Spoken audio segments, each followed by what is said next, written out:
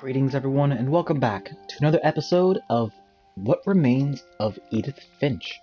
I'm your host, helloazae, also known as Jeff, and where we last left off, we had just learned about Dawn's husband, also Edith's grandfather, Sam.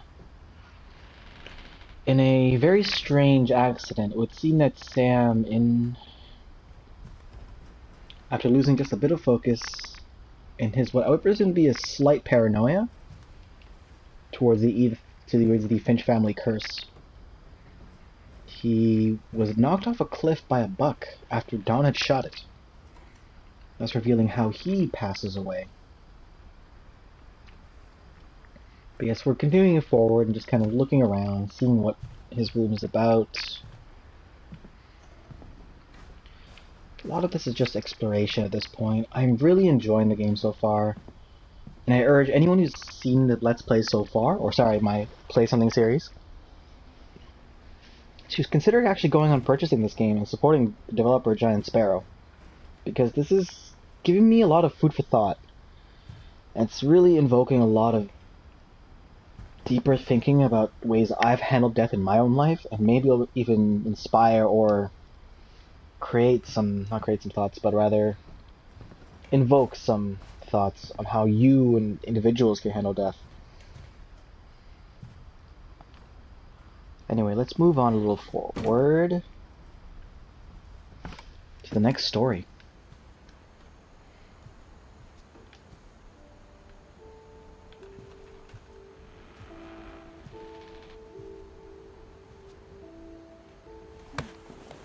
After Sam died, my mom and Edie got really close. They'd both lost a lot. Edie in particular, she was alive the longest and the one who really saw everything transpire. Oh my goodness. Gregory's the child. And brother? I can't imagine my mom ever writing poetry, and yet...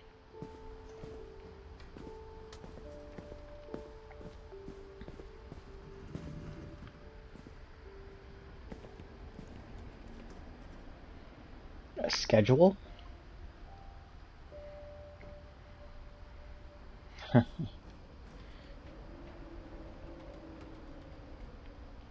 This is someone's lifestyle, routine to lifestyle.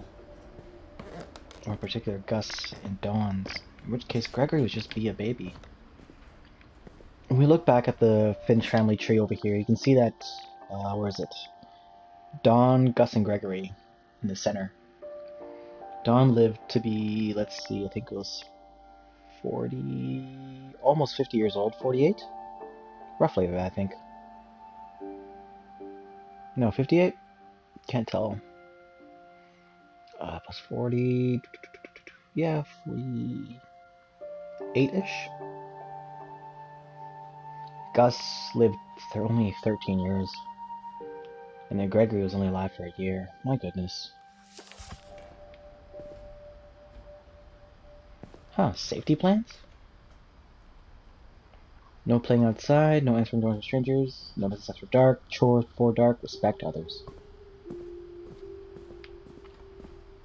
Oh no, what seems to be simple.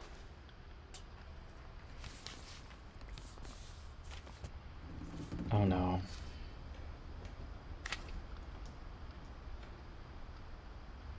To Sam Finch.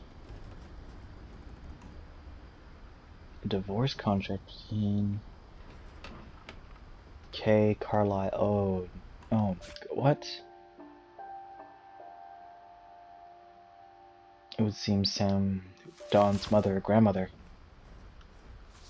Dear Kay, do you remember the way Gregory used to laugh when he thought he was alone?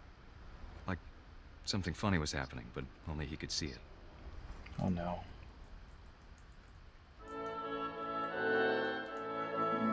I think he saw things the rest of us don't.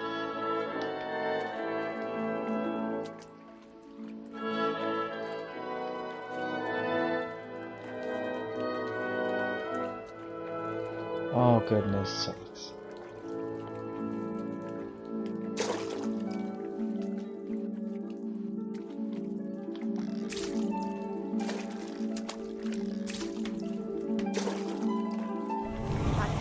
Gregory, it's time to... Hold on, sweetie. Hello? Sam, I told you I don't want to talk right now. What was this? I wonder what he saw. What his world was like.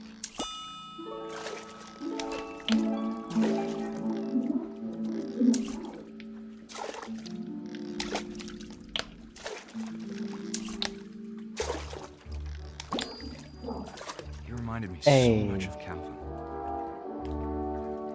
Sam's brother Lost in Calvin. his imagination. Whatever it was, he saw. My goodness, the innocence.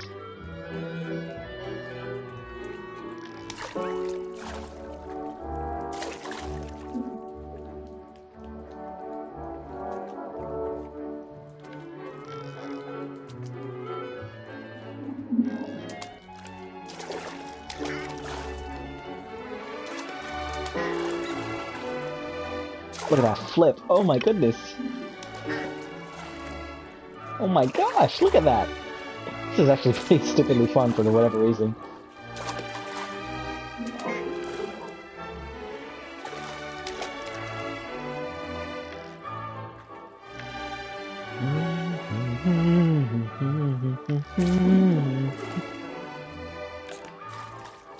It sure made him happy.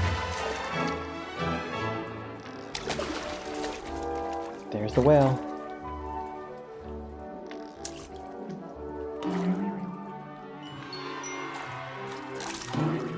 I know how silly it sounds.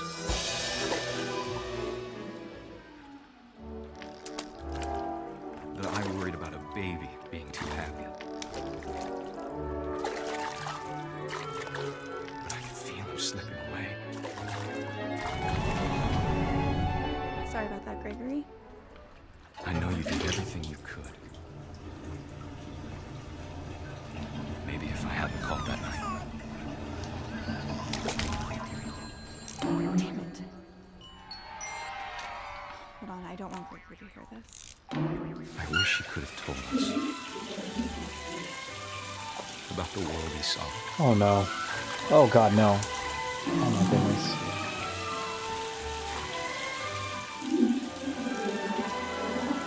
There's so much I don't understand about Gregory. About everything.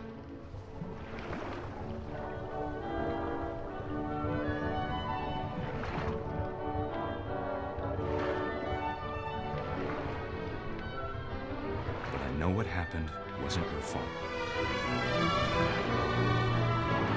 Oh goodness, no.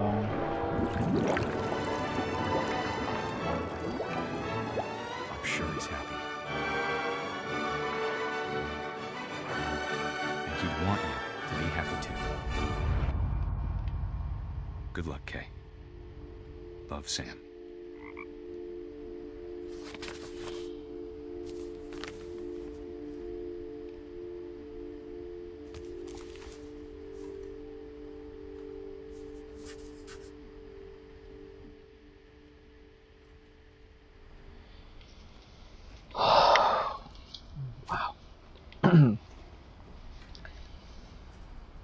I won't lie, guys, I kind of really sat at the edge of my seat for that one because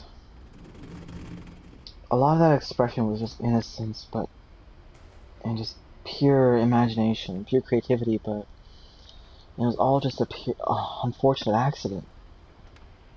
It feels like an unfortunate accident as well. It was no one's fault, but clearly, by the divorce contract that came that followed afterwards, people and parents especially likely felt so much at fault.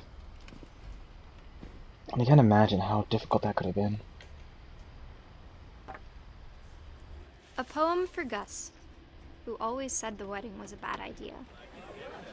Our father never hit us kids, at least not very hard, before the day my brother said with teenage disregard that he'd be dead before he'd see a wedding in our yard.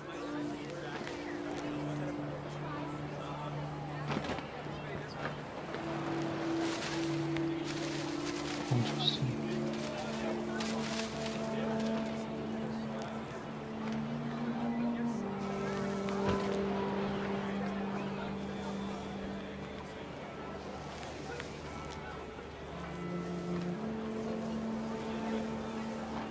father made him come, of course, but Gus stood far apart, just flew his kite and bottled up the storm inside his heart.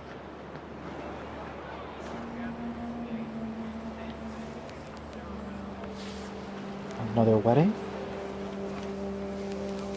I tried to talk him out of it, but though he'd never met her, we don't need a stepmom, were the words that I now pronounce you husband and wife. You may kiss the bride. There's a resilience here. A clear disapproval? Reluctance, maybe shying away. Or fear of maybe losing this. When the time for photos came, Dad ordered him to come here. But Gus declined, and as a sign held up his middle finger. Ooh. A kite? Oh. On the wedding day? The wind picked up, and panicked geese appeared and quickly went. But all the humans did that day was go inside the tent.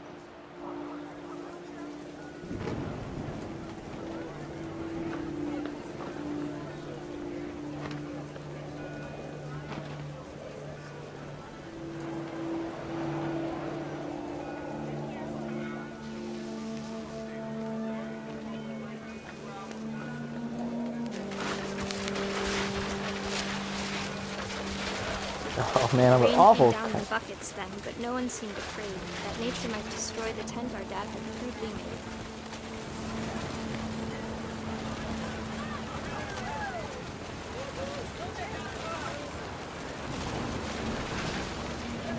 The thunder sounded much too close and full of angry power. But all my father said to this was, "Make the music louder."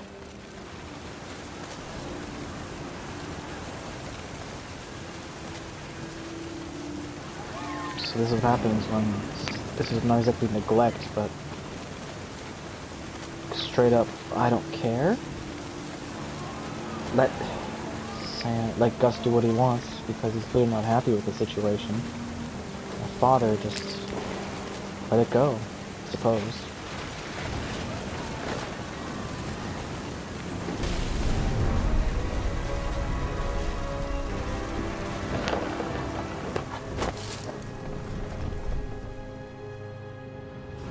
I wish that I could truly say I thought about you on that day. Out there on the beach alone, just you, the wind, the sea, and foam. But I didn't, until we found you.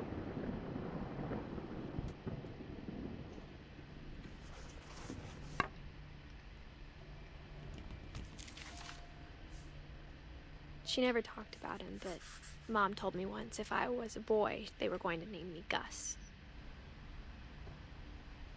Rebellious son just got caught up in the storm and was never seen, or something happened to him.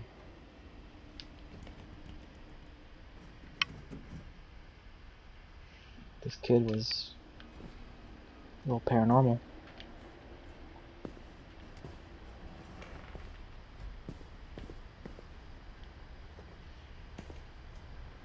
Dawn, the mother.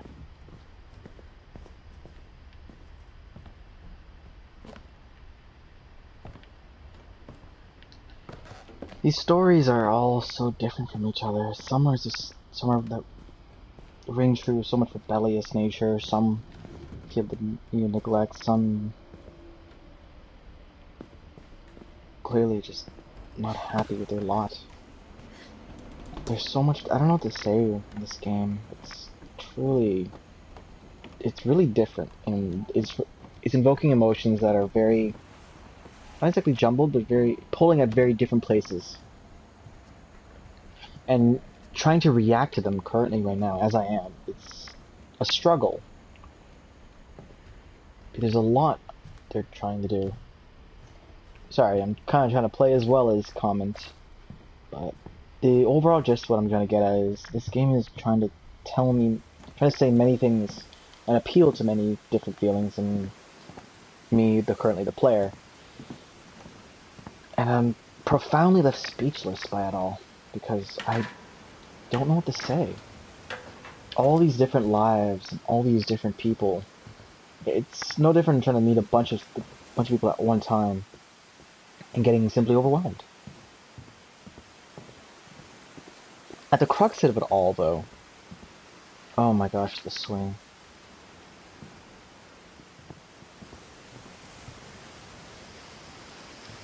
I noticed that before.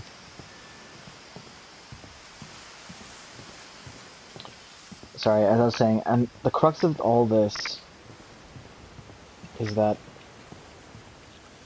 this is a family just tarnished, not tarnished, but wrecked or reefed, surrounded by death, and surrounded by thoughts of death, just consumed by all the different things death has made each individual person feel. The death of Gregory led to Kay, Sam's wife, and Dawn's mother, and Gus's mother leaving. That by leaving, Gus felt alienated from his father, who chose to remarry. That alienation led him to be very distant on their wedding day, which led to Gus passing away.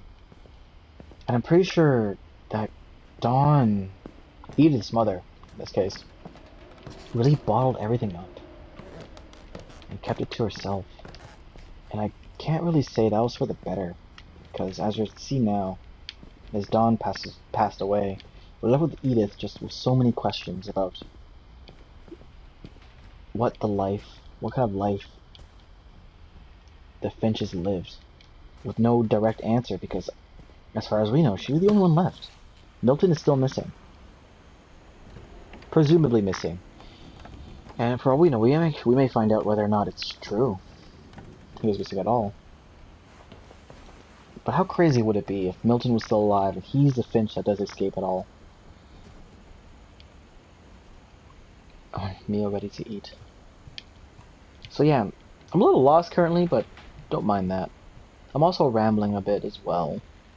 But I thought it'd be very important rather, to get some of my thoughts down on the video about how complex this game is kind of making me feel. And it's also trying to tug at different things and aspects of life that I generally don't think about very often. The approach Giant Sparrow had, the developer rather, had with this game is that everyone faces death at certain points. Oh, no. Everyone faces death at certain points, and for this family in particular, having faced so much of it, you really get a broad perspective, and I'm not saying it can't relate, but it will find eventually a way to relate to people who may have felt death and experienced death, whether it be through family, parents, grandparents, friends, whichever. That was strange.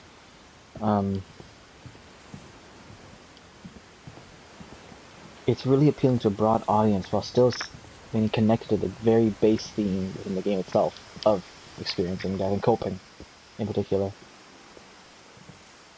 These are very scary things that Giant Sparrow's discussing here, and it's a very special experience in that not many games try to discuss death in this regard, how it really needs a mental strain on people, not like War's PTSD, which I'm not saying was bad either. Those are different either.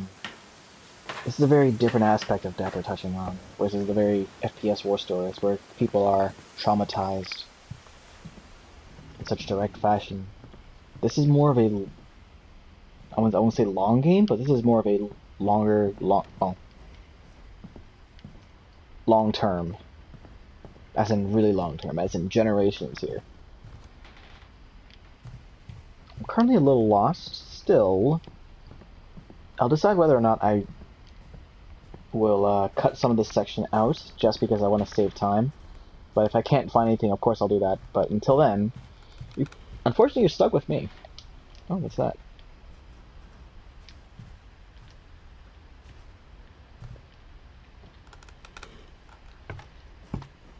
For For the crux of the game, we've been generally just moving forward, but now I'm in the section where I'm not sure if I'm supposed to move forward or back.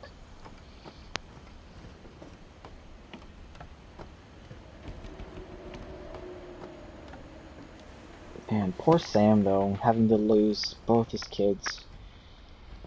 And imagine having to tell Kay, the daughter, or sorry, the wife, that another one of your children has passed away. I couldn't fathom how painful that could be. Just... Oy, oy, oy.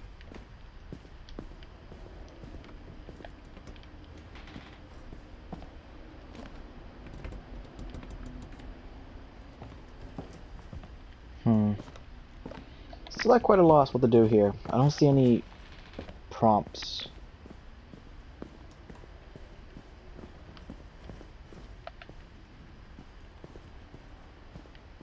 We went through both stories. What we have missing is currently Milton, Dawn, and Edie. Lewis.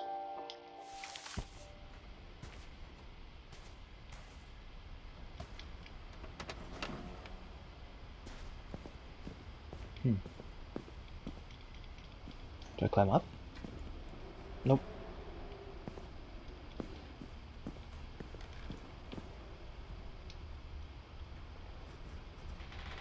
Past the mailbox before the old chain link fence on the hill.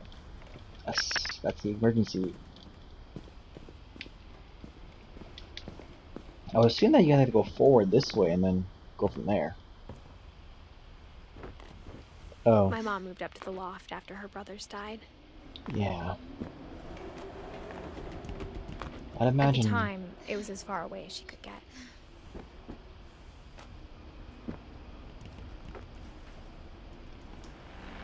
This is Dawn's room at whatever age. Holy Bible. Religion was another thing my mom never talked about, but I think it helped her a lot after her dad died. I'd imagine. People cling on to certain things afterwards. They really need, like, again, methods of coping. But anyways, moving forward. Sanjay, that's apparently the father, right? She spent a summer building houses in Calcutta, where she met my dad, Sanjay.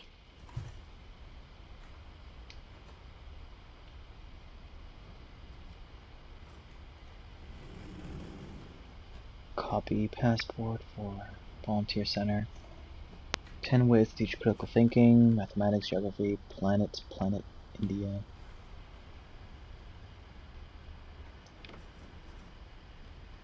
Interesting.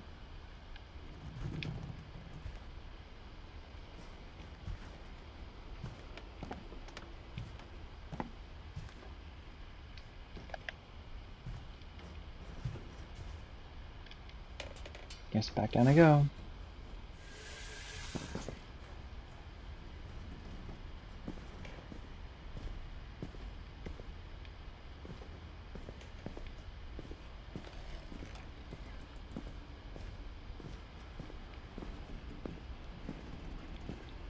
I was hoping I could see the book, but I guess not.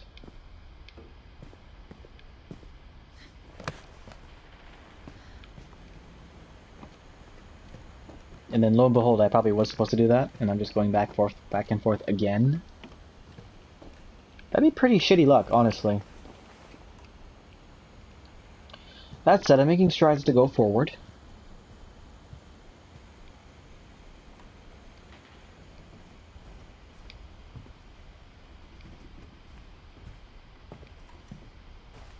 Every so often, the game does urge me forward in its own way. And it's really only my fault that I'm getting lost, so... if anyone's to blame, it's me. Unfortunate as that may be. But yeah, let's go one more time to see if there's anything I can do.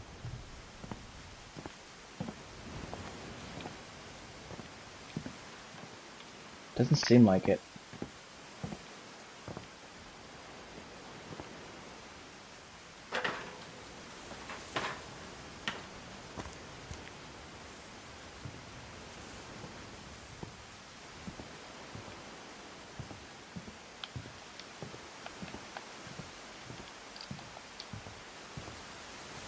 Nope. Okay, so I definitely am going the wrong way.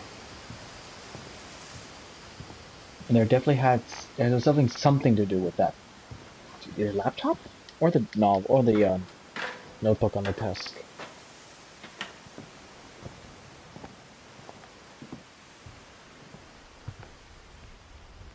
Best thing I can do here is take my chances and see what was actually missed back here.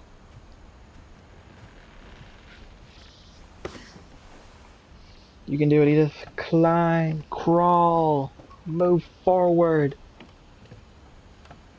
Do not dwell. As difficult as it all sounds, given the current situation, in all honesty.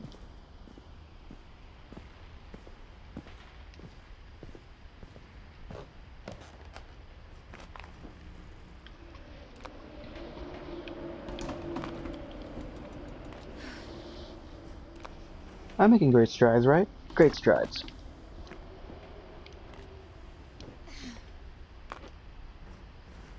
Okay, let's see. The computer? Oh. Well, duh. My mom moved to India a week after graduation and got a job teaching English. Damn. Lewis was born a year later. Damn.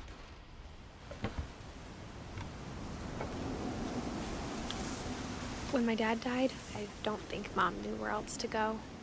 Oh my gosh. Really? I'm sure Dawn, Edie was happy to have her back. Lewis, Nelson. Plants. And to see kids in the house again. Edith. The house had to get a little bigger, but Edie was used to that. Is this And the for a small while, classroom? Things were good. Almost normal. Edith, Lewis, But and it didn't Milton. last. Scientific method.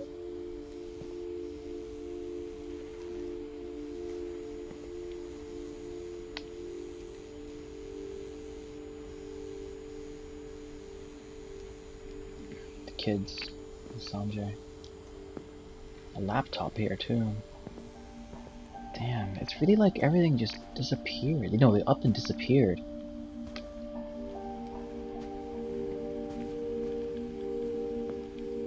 Everything just vanished. Lewis rules. Edith, Barbara, Gus, Sven, Odin, Gregory, Calvin, Sam, Molly.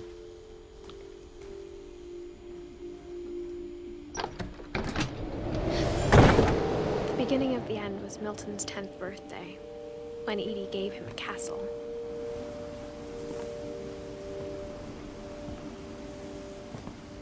Milton's castle. After Milton disappeared, the only thing he left behind was a room full of paintings. That sort of shadowy painting and silhouette-looking painting on the wall reminds me, from a distance, of Unfinished Swan, one of the opening logo, or art of the frog, or something like that, the black and white frog. But maybe just me. Could be wrong.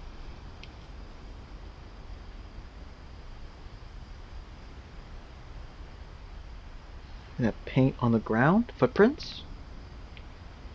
And what else is here? I can see. Yeah, that's just uncanny. The painting on the left. This just really reminds me of Unfinished Swan. Milton disappeared.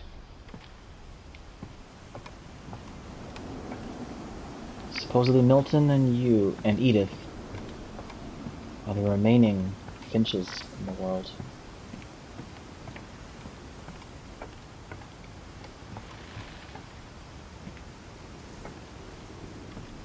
This place was just left abandoned after. I'd imagine. I understand why.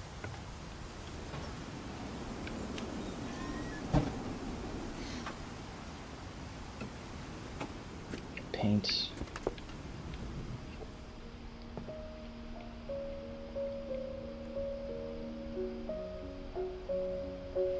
Even the music reminds me of Unfinished Swan. Just truly a small little cameo. A small little, It is! Oh my gosh, the music is from Unfinished Swan. You know, I'm gonna feel like I really should just play the game one day and let that be it. Oh my gosh. I think Edie was happy to finally It have is. another painter in the family. Oh my goodness. And I feel the great urge to go play it. The game is so magical, but so sad as well. Oh my goodness. This game is really tickling the strangest feeling in my heart. Oh, the king. The castle, all the paints. If I don't forget, I am definitely going to do a playthrough of an Unfinished Swan for you guys eventually. Because that was also another magical game where death was a theme, but there was more hope at the end of the tunnel towards that game. I'd love to really share that experience with everyone sometime in the future. Milton Finch in The Magic Paintbrush.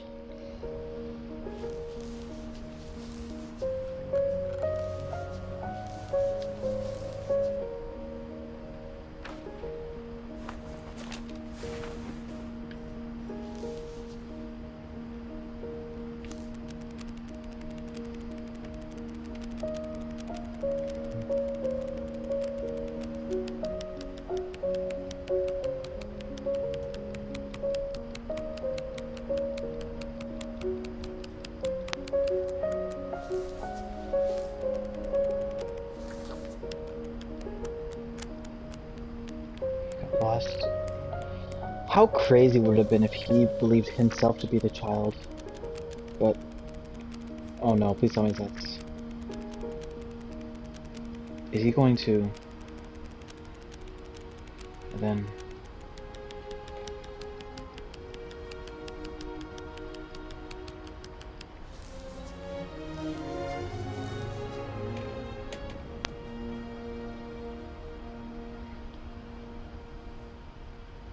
Oh my gosh. I was 4 when Milton disappeared.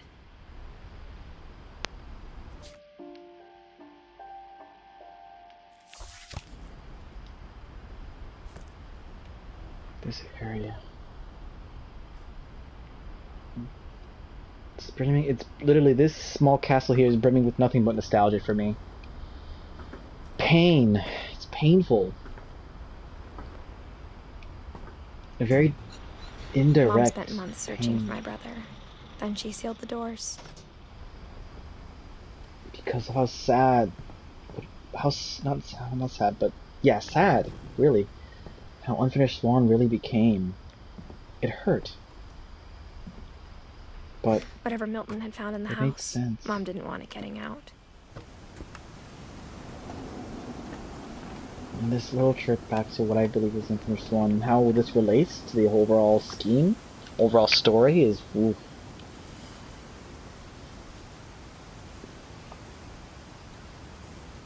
It's very strange because the story of Unfinished Swan is not exactly what happens in here, but nonetheless.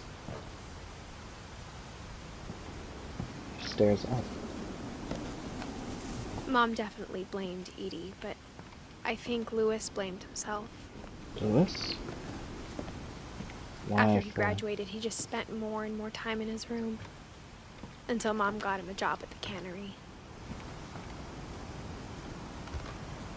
Lewis died Everyone when he always was told me to 22. stay out of Lewis's room. Except Lewis. What is this place? It's like more paint? Guess I'll find out.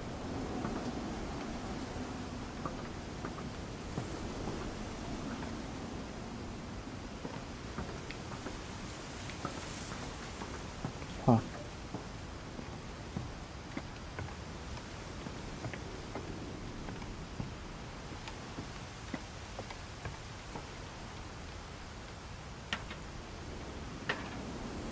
Lewis was the brother who passed away a week before they left.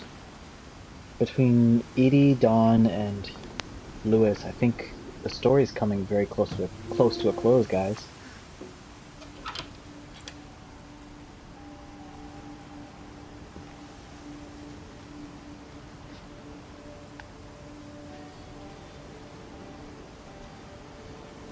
Can I? How do I get? Okay. Is that a bong? Lewis's room smelled very, very familiar. That part of him lived on. Ah.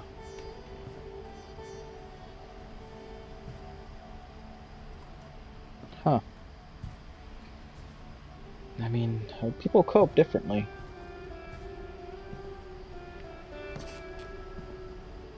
Do I want to go outside?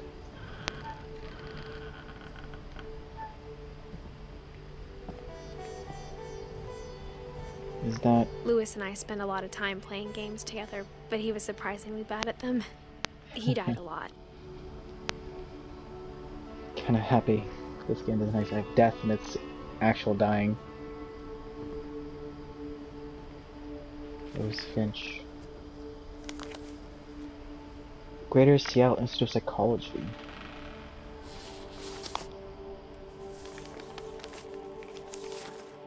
Dear Mrs. Finch, as Lewis's psychiatrist, I can understand your desire for an explanation. As I see it, the trouble began in January, shortly after we convinced your son to seek treatment for substance abuse.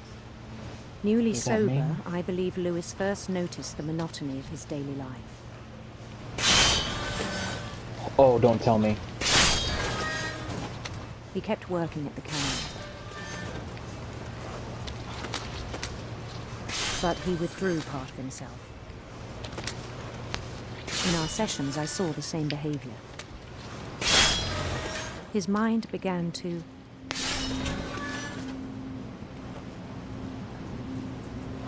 wander.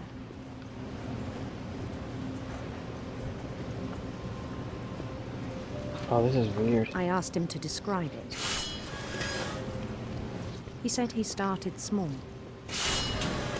imagining a labyrinth.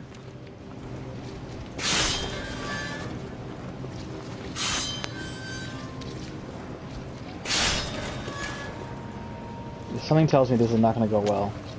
He'd feel his way about.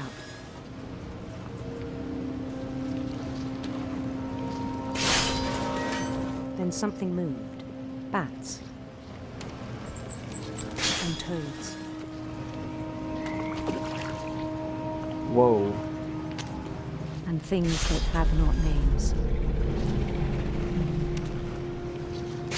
He knew it was all in his head. But he took it very seriously. I had hoped he'd find himself.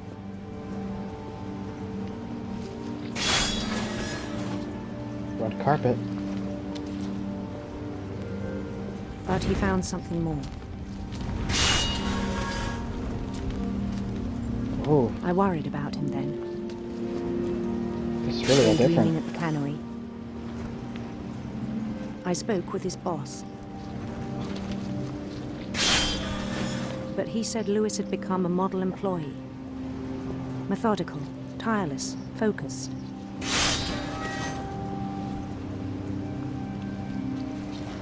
Like a whole new Lewis. Whole new Lewis, huh? So I let him go on.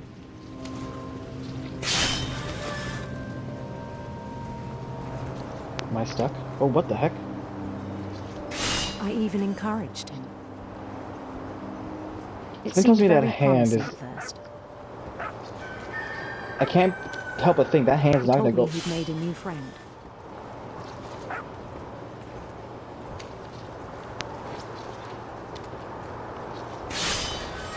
On the edge of a city he named Lewis Topia.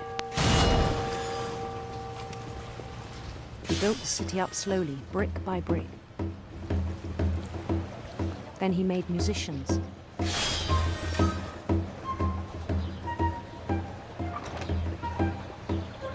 Monotony in life. And songs for them to play. He talked about starting a band.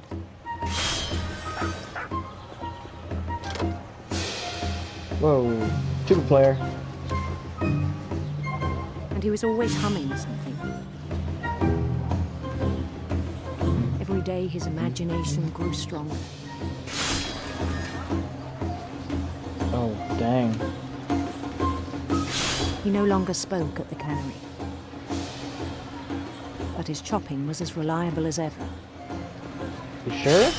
This is getting awfully Then one day it dangerous. struck him Oh god. that all the cheering crowds, even the stones under his feet,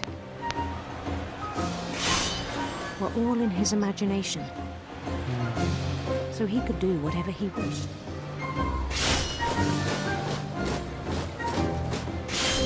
He held an election for mayor. And he won.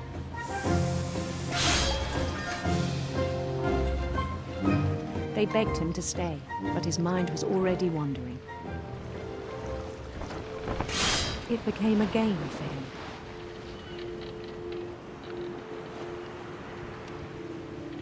Lewistopia. How far would you He'd go, conquer a Lewis? city, then immediately push on. New Louisville. Lewistopia, New Louisville, St. Louis. St. Louis. He started drifting away from our reality.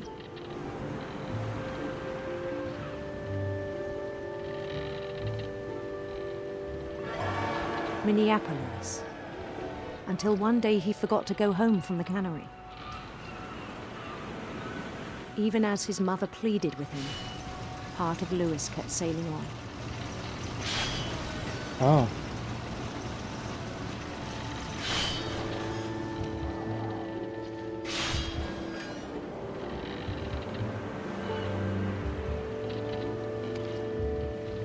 In Louisburg, Oh, he heard no. rumors of a Handsome queen and beautiful prince. handsome queen. Hmm.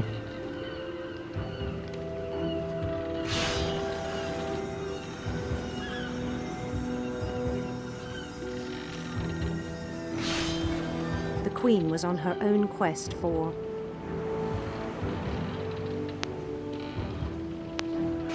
radiant rainbows. Sure.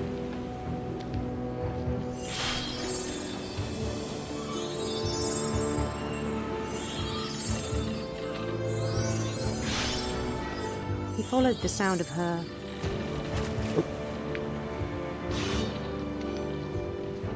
electric sitar.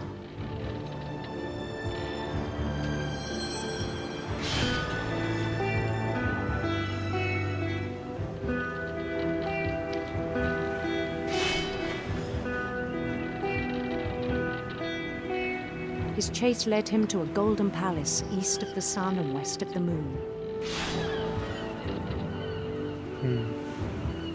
Even then, his logic Place far remained between. sound. So what part is Adol's mind? I can't imagine this guy focusing at all. He This knew is the not going to go world was well. all in his imagination.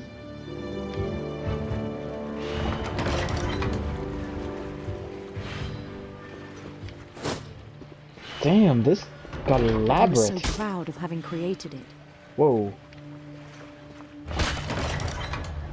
In his own eyes, he'd become something greater than a king.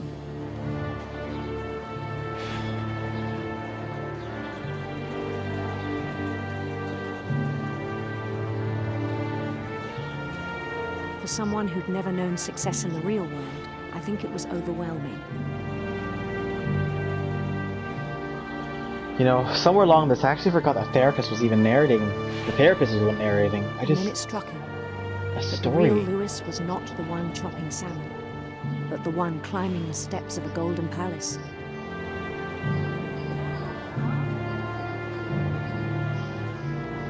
That's how Lewis looks.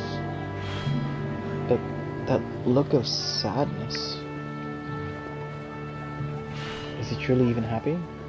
My imagination is as real as my body, he told me.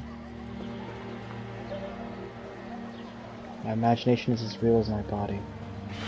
It was hard to argue with him.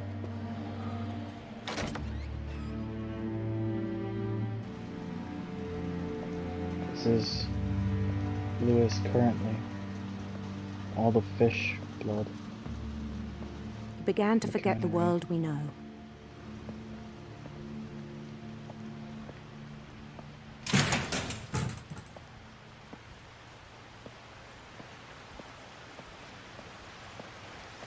I think it pained him to remember Lewis, the cannery worker.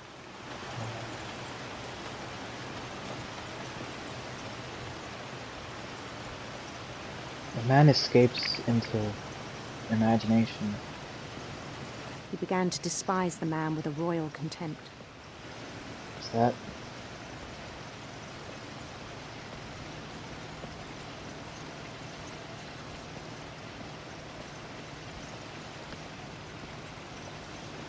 This I still stairs. thought I could save him. Even after he said he was being crowned king over all the lands of wonder.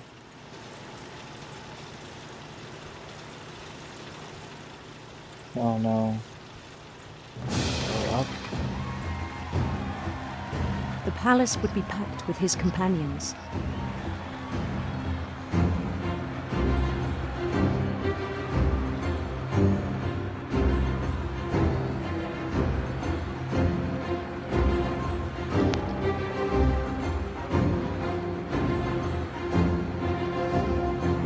Wow. Including the wise Calico who'd insisted on advising him. Okay. Molly the cat.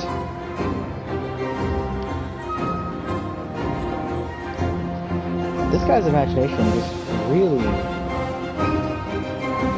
went all for it.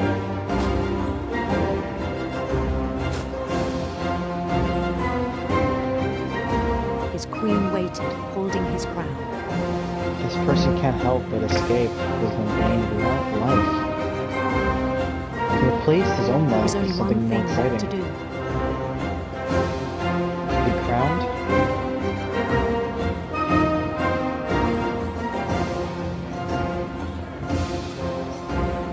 Oh, Bend down his sweet Jesus. No way.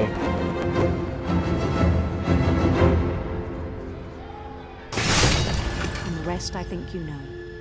Oh my Mrs. gosh. Finch, your son was a kind man who will be missed by all of us who knew him.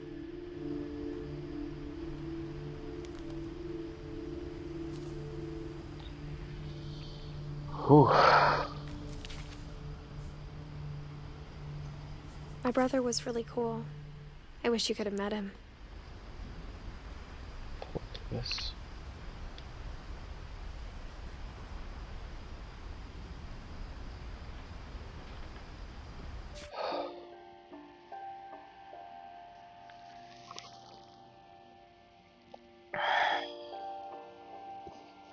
This is getting much heavier, and it's getting almost painful to continue forward, just given the fact of how heavy the subject matter is becoming. At first we were looking at accidental deaths, things would feel like out of our control. Some things were just other factors were accidents, other things out of our control, some things that prove a point. It went from a very supernatural sort of ordeal from like Molly and Barbara's situations. We don't really know what happened with them. Escaping to accidents like Sam's and even I guess in some cases Walter's. Something more with, and Gregory's of course, some more conviction with Calvin. Milton and Gus, Milton we don't know what happened with. Gus is unfortunate as well. Sam is unfortunate.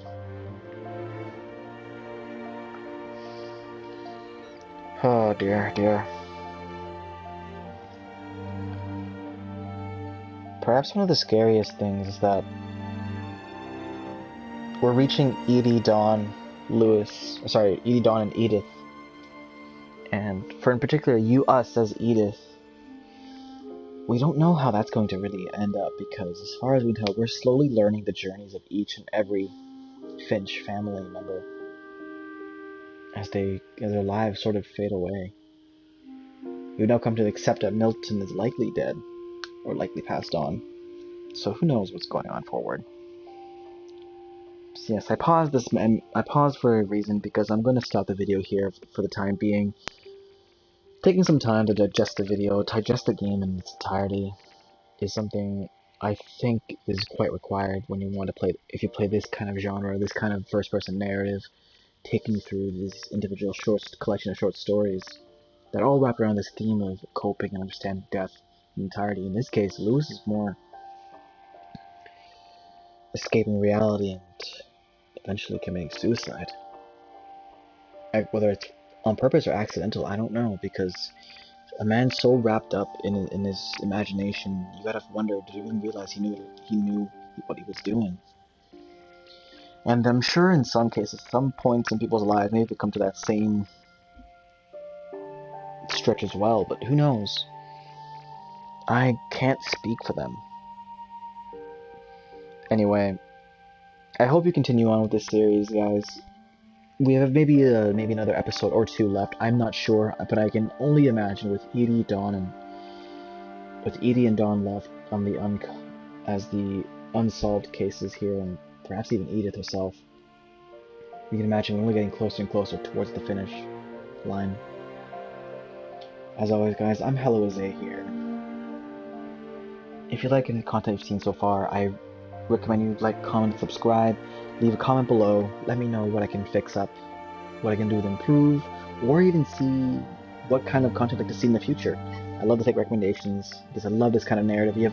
If you have recommendations, send me a message, leave a comment, tell me, and I'll definitely take a look and check it out.